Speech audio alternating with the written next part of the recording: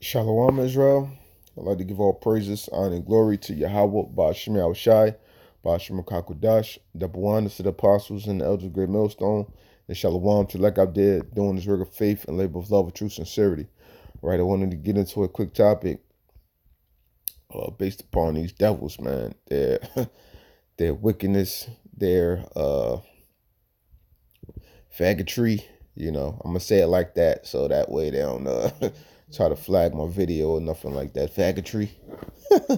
They don't know that word. So yeah, you can see, this from what NewJersey.com, in the state where I'm from,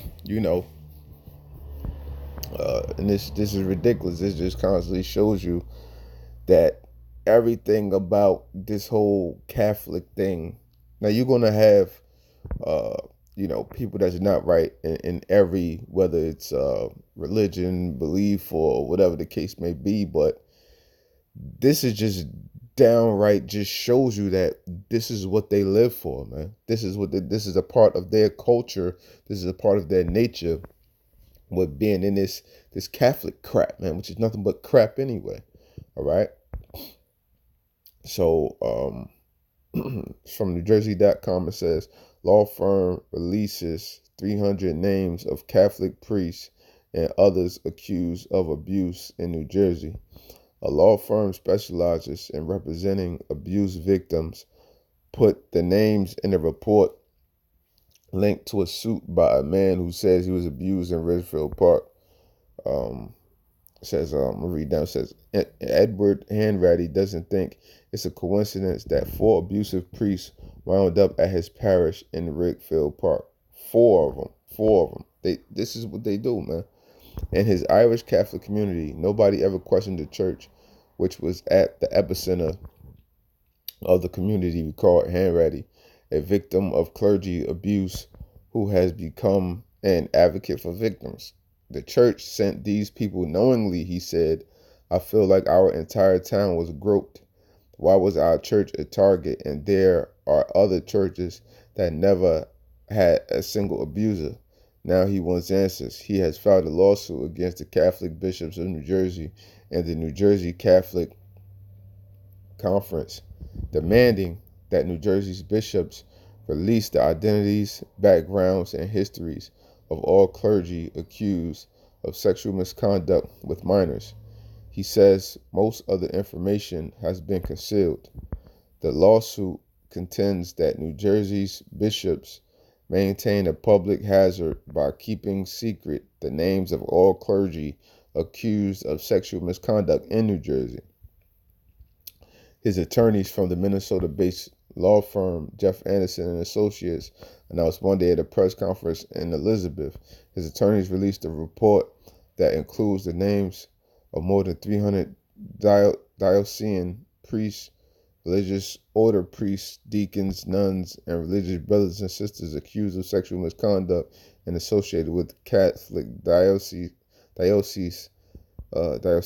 in New Jersey. We released this report, the Anderson Report, and what is an identification of all the clerics who have been publicly accused across the state of New Jersey, said Jeff Anderson, the law firm's founder. We have also included the assignment history of each of those clerics that have been publicly accused because we believe it's something that needs to be done. It's more on it, but like now, if you have a common person or a common Jake or anybody that was known as a sex offender, what they're going to be registered, right? But why is it that these devils get to hide these people within these communities, and they get found caught about something, then they just send them somewhere else, try to rub everything underneath the rug like nothing ever happened? This is what they do, right? This is what they do, right? Um, yeah, this is Psalms 58. Well, I start at verse 1. To the chief musician Altazeph, Mitchum of David, do ye indeed speak righteousness, O congregation?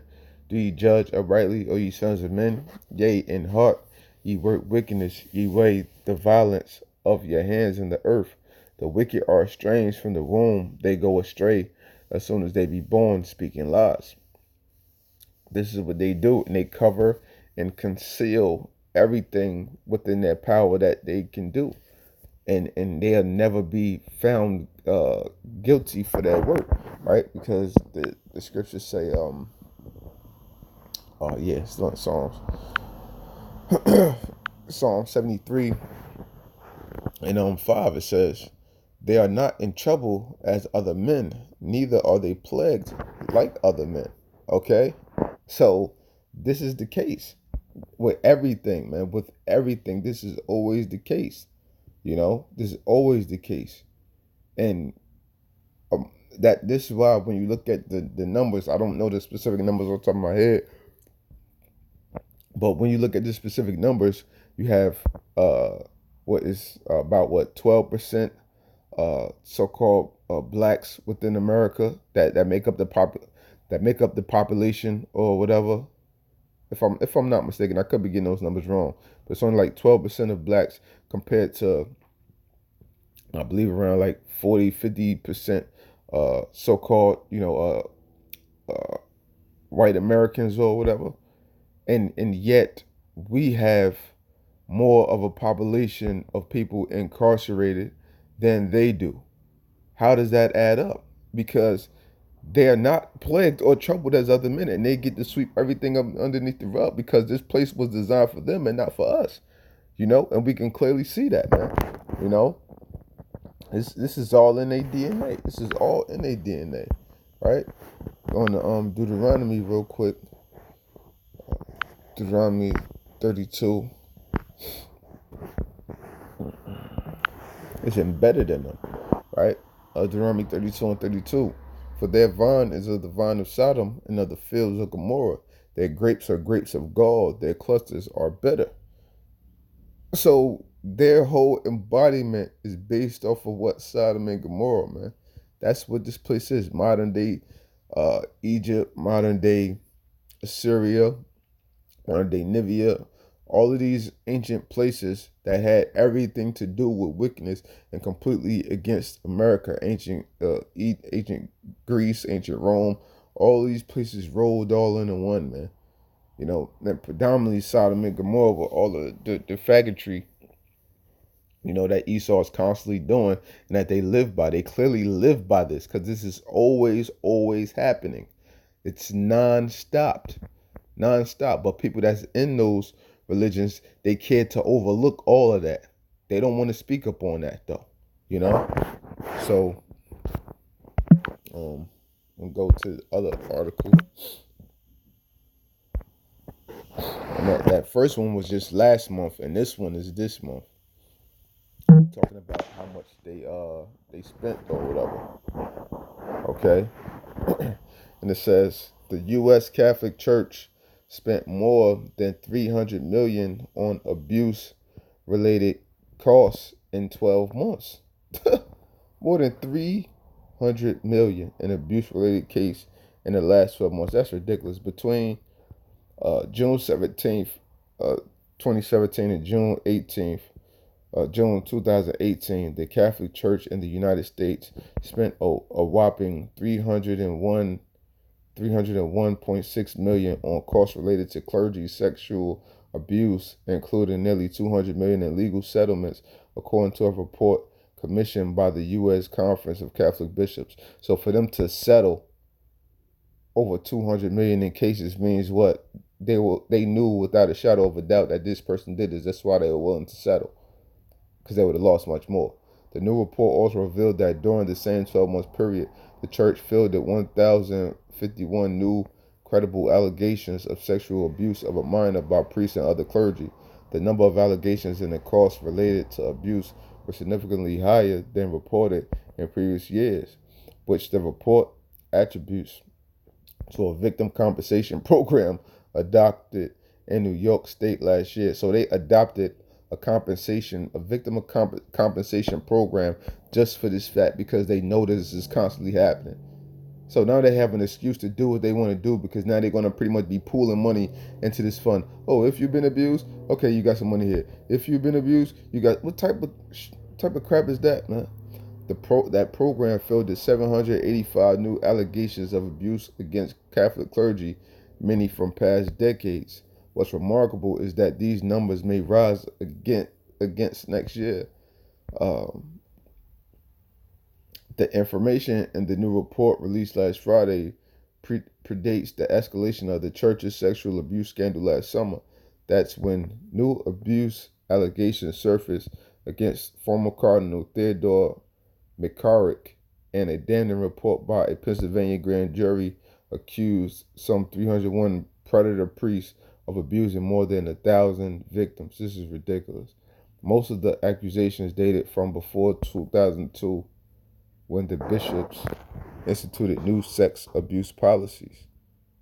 Uh, but those policies do not apply to bishops, a loophole the U.S. Conference of Catholic Bishops have pledged to fix next week at their annual meeting in Baltimore. So, and then it shows you in the report how the money was spent.